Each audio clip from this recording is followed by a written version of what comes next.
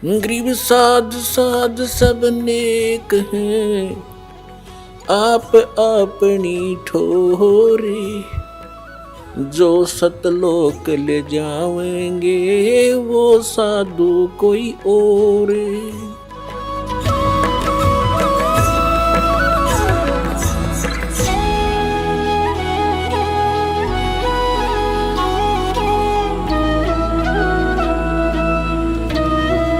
अब जो प्रसंग चल रहा है कि शास्त्र विधि को त्याग के जो मनमाना आचरण करते हैं उनको कोई लाभ नहीं होता। गीता जी अध्याय नंबर 16 के श्लोक नंबर 23 में और 24 में स्पष्ट कर दिया कि इससे तेरे लिए कर्तव्य और अकर्तव्य की व्यवस्था में सदग्रंथ ही प्रमाण है, किसी के लोक वेद पर विश्वास मत करना। तो यहां जो गीता जी अध्याय नंबर 15 के श्लोक नंबर 16 में कहा है कि सर्वपुरुष और अक्षर पुरुष ये दो प्रभु हैं, दो पुरुष हैं, और इनके तथा इनके अंतर्गत जितने प्राणी इनके ये सब नाशवान है। जीवात्मा किसी की नहीं मरती, वो तो कुत्ते गधे की भी नहीं मरती। 15वें अध्याय के 17वें श्लोक में तुरंत कहा कि उत्तम पुरुष है तू अन्य परमात्मा इति उदाहरते हैं। ये लोग तरम आविश्य विवर्ती अवैश्वर। 8वें अध्याय के प्रथम मंत्र का उत्तर जो तीसरे में दिया है 8वें अध्याय के में, वो परम अक्षर ब्रह्म है, वो गीता ज्ञानदाता से अन्य है और सुप्रीम पावर है। यहाँ गीता अध्याय नंबर 15 के श्लोक नंबर 17 में उसी की तरफ संकेत है कि उत्तम पुरुष है तू अन्य परमात्मा इति उदाहरते,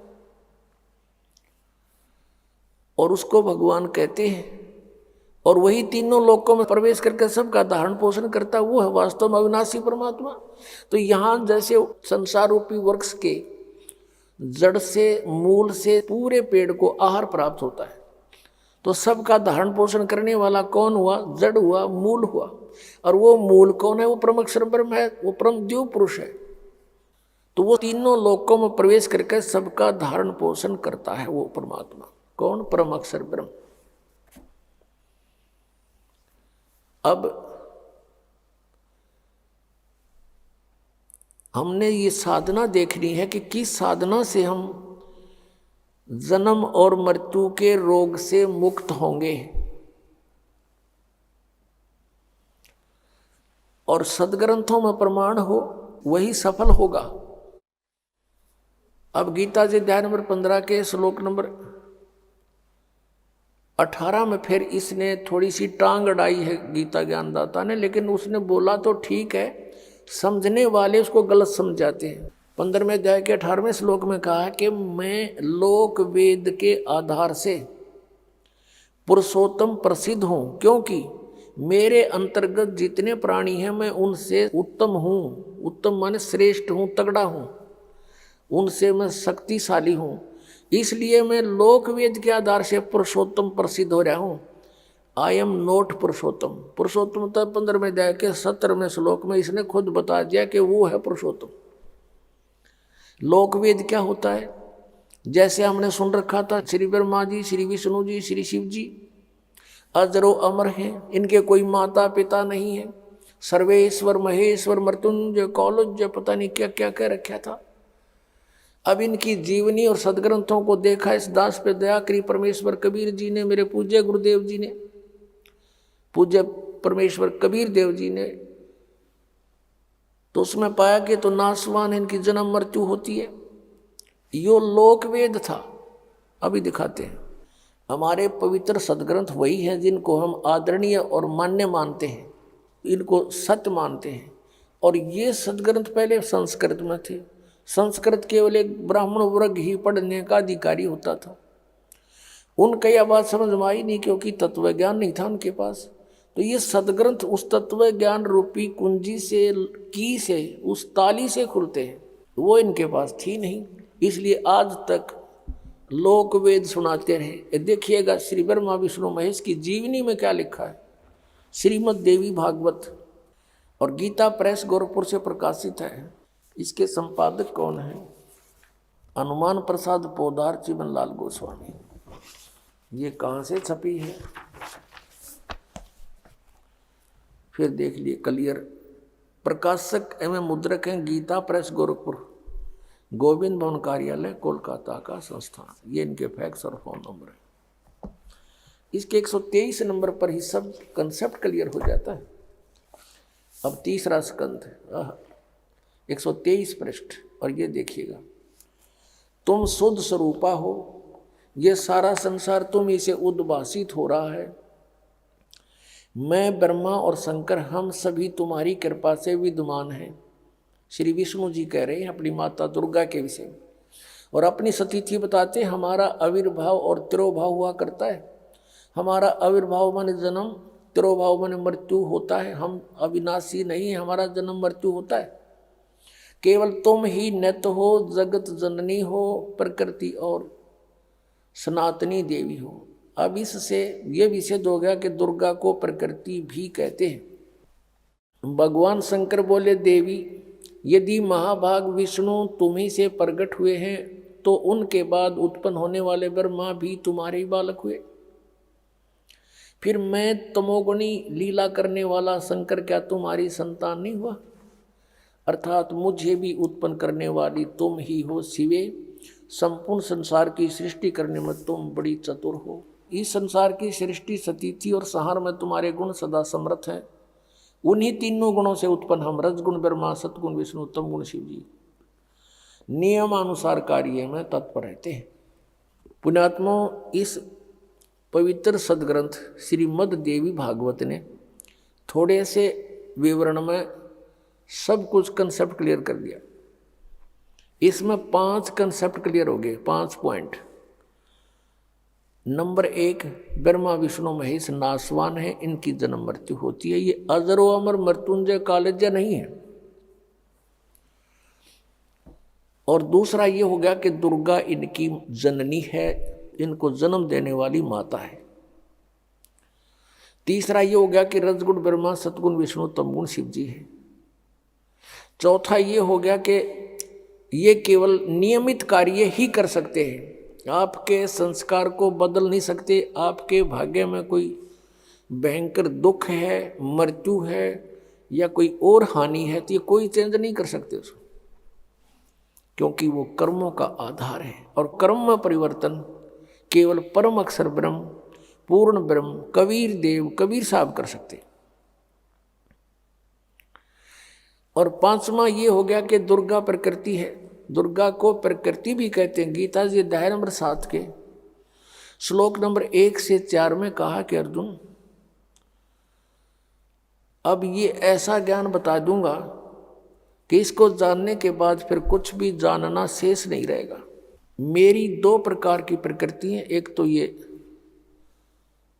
जैसे जल, पृथ्वी, आयु, वायु, इस तरह की ये 8 प्रकार के, और दूसरी चेतन प्रकृति दुर्गा है।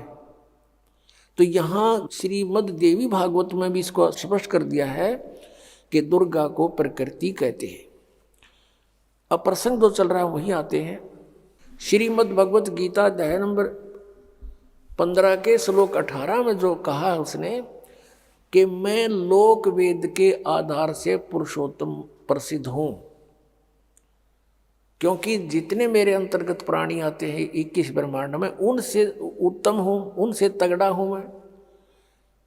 इसलिए मैं लोक वेद के आधार से पुरुषोत्तम प्रसिद्ध हो रहा हूँ। लेकिन पुरुषोत्तम तो 15वें अध्याय के 17वें श्लोक में इसने स्वयं बता दिया कि वो तो परम अक्षर ब्रह्म है। तो यहाँ परमात्मा कहते हैं, कबीर परमेश्वर जी अपना उदाहरण आप पे देते हैं। आप पे आरती, आप पे साजे, आप पे किंगर, आप पे बाजे, आप पे ताल झांझ जनकारा, आप नचे आप देखनारा। अपनी महिमा आप पे बतावे, अपने ऊपर ही सब उदाहरण पेश करके हमें समझाने की चेष्टा की है परमेश्वर ने। पीछे लाग गया जाऊं था मैं लोक वेद के साथ, रस्ते में सतगुरु मिले दीपक दे दिया हाथ। पहले हम लोक वेद के आधार से कभी किसी की पूजा, कभी कोई व्रत, कोई इष्ट धाम पर भटकते फिर रहे थे, कहीं तीर्थों में भटक रहे थे। कहते हैं परमात्मा के पीछे लग गया जाऊं था मैं लोक वेद के साथ। ब्रह्मा विष्णु महेश जी को सर्वेश्वर मानकर इनकी पूजा करते थे, ये लोक वेद था।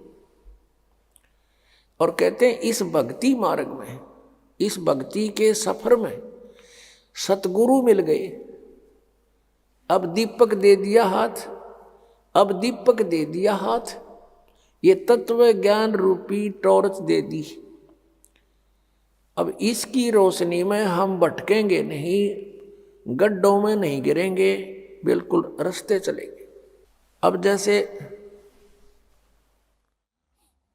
हम पहले जो पूजाएं करते थे और हमारे संस्कारवश कोई पुण्य भी हो, कहीं लाभ भी हो जाता था, होता ही था, क्योंकि पिछले संस्कार तो देने ही हैं सबने।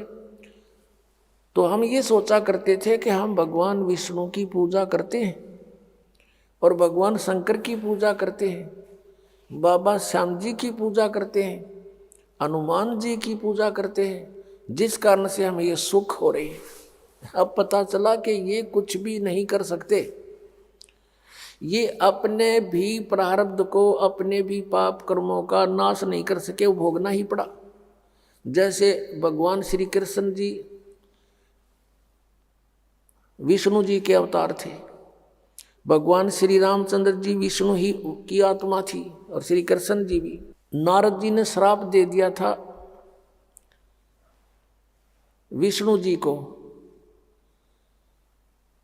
क्योंकि वो विवाह कराना चाहा था और उसने भगवान विष्णु जी से हरि रूप मांगा था।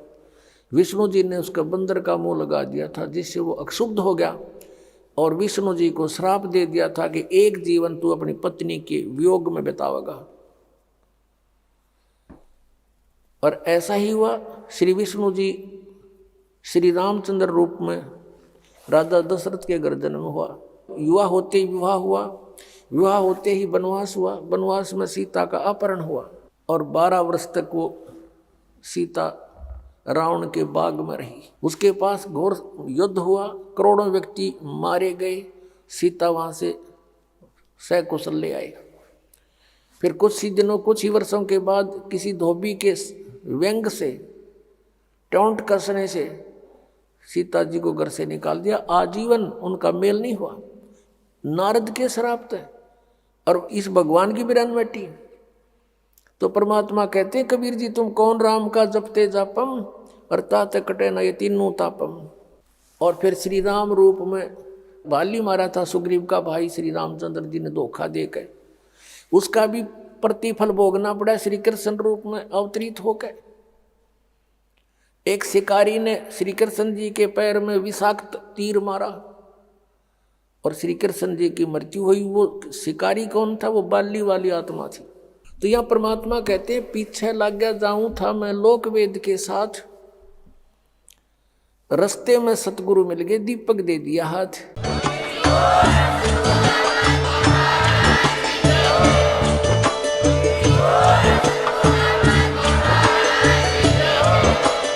आप सुन रहे थे जगत गुरु तत्वदर्शी संत रामपाल जी महाराज जी के मंगल प्रवचन। अधिक जानकारी के लिए विजिट कीजिए हमारी वेबसाइट www.jagatgururampalji.org। संत रामपाल जी महाराज जी के शुभ आशीर्वाद से पूरे विश्व भर में 500 से भी ज्यादा नाम दीक्षा केंद्र हैं, जिन पर संत रामपाल जी महाराज जी द्वारा ऑनलाइन निशुल्क नाम दीक्षा दी जा रही है। अपने नजदीकी नाम दीक्षा केंद्र का पता करने के लिए संपर्क करें 8222880541।